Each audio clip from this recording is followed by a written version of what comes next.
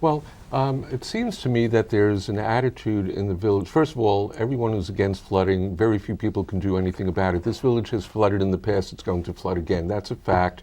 That's something that people have to understand and accept. We are living where we're living. There seems to be a pervasive attitude in the village to say, well, we're looking at this because the Army Corps of Engineers is conducting a study, and that study is going to be completed soon. And it's almost like manna from heaven's going to come down, and the Army Corps is going to say, here's your problem, and here's how to fix it. The fact is, there will probably be alternatives recommended, and it's going to cost a whole lot of money. The Army Corps of Engineers historically has made recommendations in the past that were going to cost a whole lot of money, and not a dime was spent, because where are you going to get that whole lot of money? But the thing that's frustrating to a lot of people is the fact that the village of Mamaroneck has the ability to do things by pulling themselves up by their own bootstrings and not sitting around and working for the Army Corps. For example, we know we're going to get flooded again. We've been flooded several times massively since 2007, and it's pitiful to see the lives of people so disrupted and all of their stuff out on the sidewalk for DPW to go around picking up, all of their sofas and their washing machines and their Pictures TVs. and, yeah. Everything is out there on the sidewalk. It's just heartbreaking.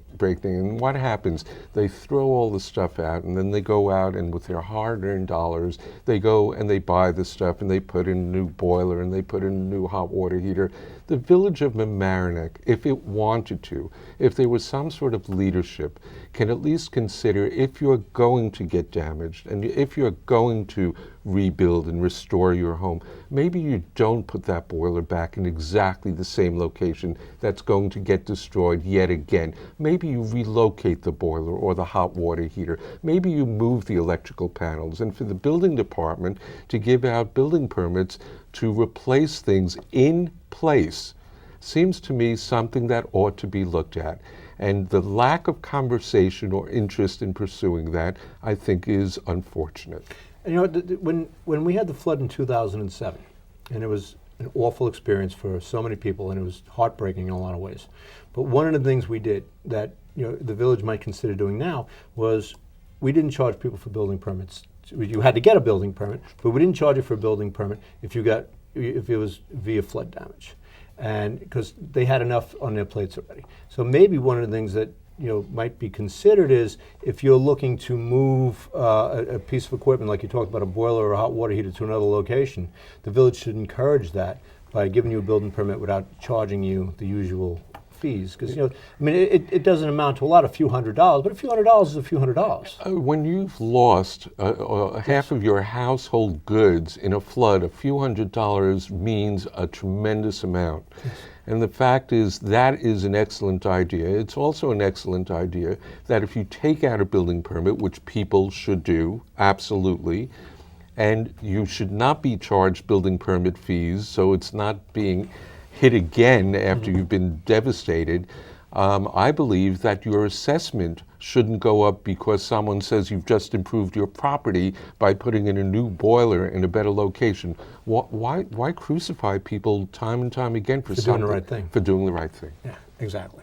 Carrie, you hit on before building in floodplains and development in floodplains. There are a couple of projects, at least one that's very glaring, that's in a floodplain, and it has to do with Hampshire. Now, without, what are your feelings about development of floodplains vis-a-vis Hampshire and what's going on over there?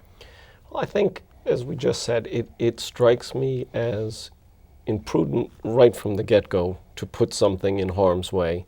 I think that it also speaks to those are the areas that should be most protected from development. It seems that we have a limited amount of open space. We cherish it, and yet the first thing some people look to do is remove it. And I think that I would be hard-pressed to find a good reason for putting large-scale development in any area like that. It strikes me as dangerous. It strikes me as expensive when it needs to be protected in a flood or in a hurricane or even in just the heavy rain that we sometimes get. So I would try to be very mindful of our development. Development is something that has to happen. That's how you keep something vibrant. But I think there's a big difference between overdevelopment and development. And I would like to see, there has been, I know when I first moved here, they worked on a plan for developing the harbor and a master plan, Right. so to speak. For Harbor Island Park. For Harbor Island Park.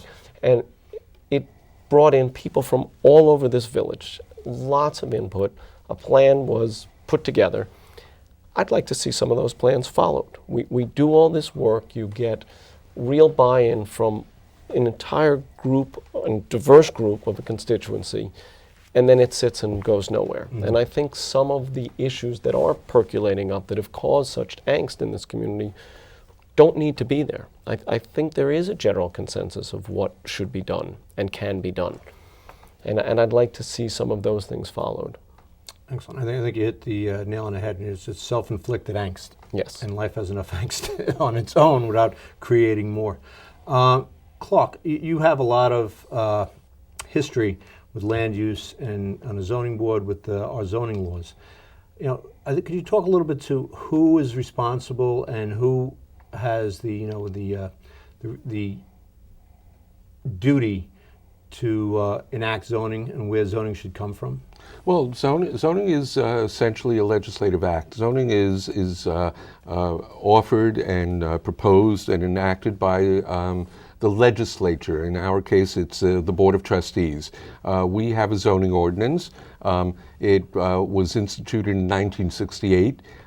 It has gone through a series of nibbling at the margins and amendments over the years, countless number of amendments. We've never had a real hard look of a full overview of our zoning code to take a look at it. And I can tell you from years on the planning board and on the zoning board, there are issues with our zoning code. There are problems with our zoning code. That's not unusual. What is unusual is not having the leadership, the political wherewithal for saying we will take a look at our zoning code and we will correct those things which cause problems. That should be done. You mean a wide view of the A zoning? wide view, not nibbling at the margins. I think that's what we've done. I think you even did that when I was on the board. We Absolutely. fixed individual problems without looking at the whole. And I think the whole, and I can tell you, I've worked with, since I've moved to the village, every single building inspector and every building department that's existed, and the building inspectors tell us there are issues within the zoning code that causes problems. But the fundamental issue of zoning comes from the legislature, from the Board of Trustees. So I think what's going on now is the tail is wagging the dog. We have developers coming in, and developers are telling us, this is how you should change your zoning code. And of course, what a developer is to the financial benefit of them.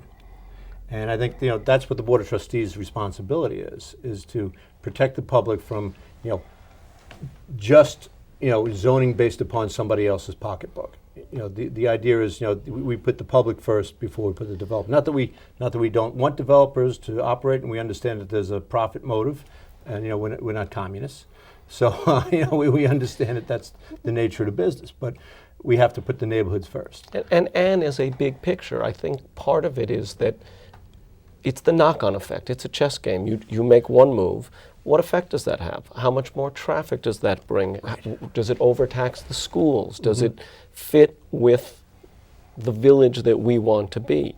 And I think that's where, as Clark says, leadership really needs to not look at an individual incident or application in isolation. I think leadership looks at the village and says, what are the things we can do to improve the quality of life for everybody? Everyone in this village, I think, feels a certain sense of a little bit more overcrowding. There are things that could be done to mitigate that, but it has to be done in total, not in isolation.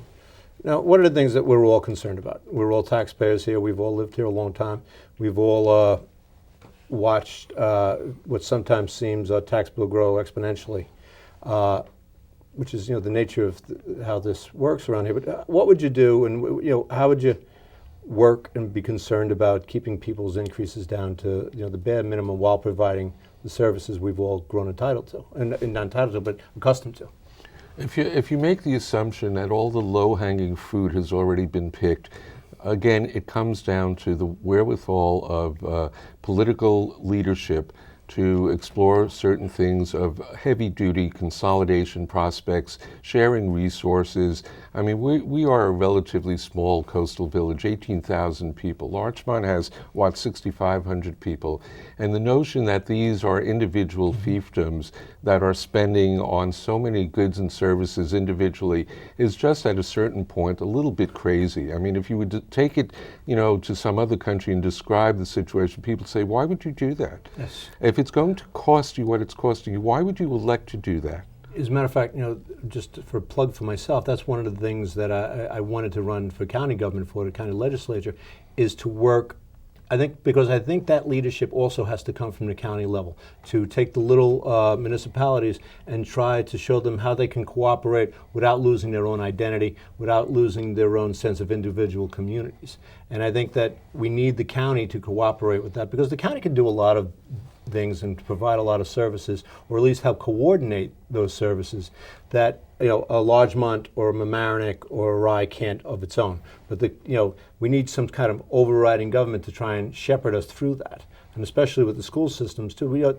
But you need somebody there who has a real bent to want to do that, and to have to put in the time, because there's going to be a lot of resistance to that because people have their own fiefdoms. Well, at a certain point, things don't happen unless you precipitate a crisis, and that crisis is precipitated at the pocketbook level. And at a certain point, you, Kerry, myself, every resident in the village gets to a point, perhaps, of saying, when is enough enough? Yes. When is Exactly. enough enough?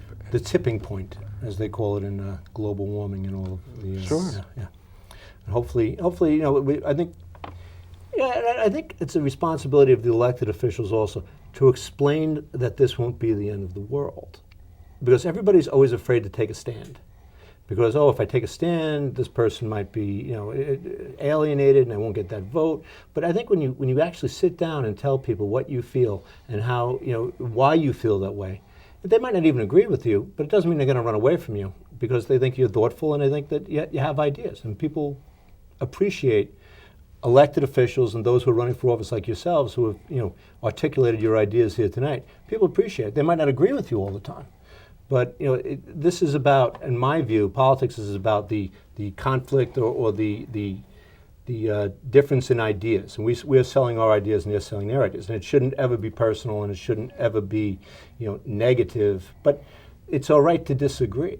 It's all right to disagree on ideas, especially when it's big issues that we really need to face. And I think sometimes people are afraid of that conflict. There's conflict. We should all agree. Well, we shouldn't agree if we don't agree. We should have the discussion and let the voters decide who's right and who's wrong.